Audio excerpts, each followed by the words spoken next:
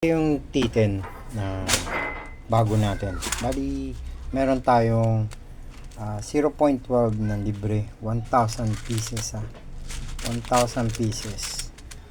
High quality to Okay.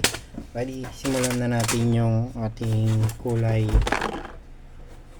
black or T. BK black. Okay, buksan natin. Ito, may pagka-realistic yung ating mga unit na to. Yan, ganda. Pwede mayroon pala siyang libreng spring. Mukhang pwedeng palitan to. Ganda ng pagka nito ng pintura niya, para siyang matte black. Yan yung matte black natin. Tapos yung nito may safety lock. So safety lock magalaw. Maganda nito ay may side lock. At saka na kakalas din siya na parang real yun. Yan, may side lock yung ating unit. Yan. Tapos ito ay full metal. Full metal to. Huwag ko nang pokpokin, baka magaskasan. Ganda ng pagka niya. Matte black niya. Parang powder coated yung gamit niya. Yan. Bali yung magazine niya ay full metal din.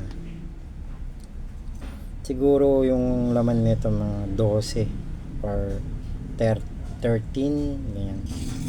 Yan, makita niyo may bakbak na pintura na full metal. Yan. Tapos nag-o-tulak siya.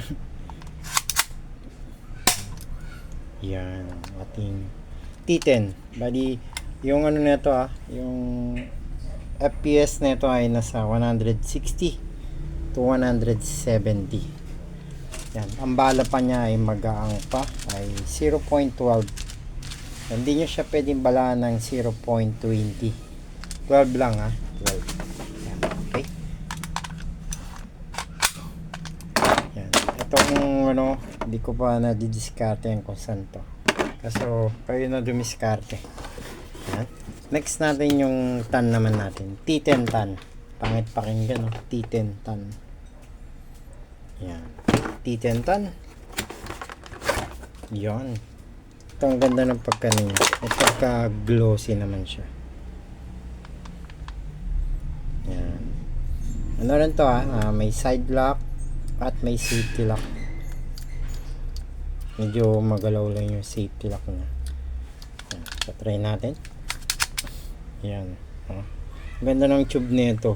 Rose gold or copper.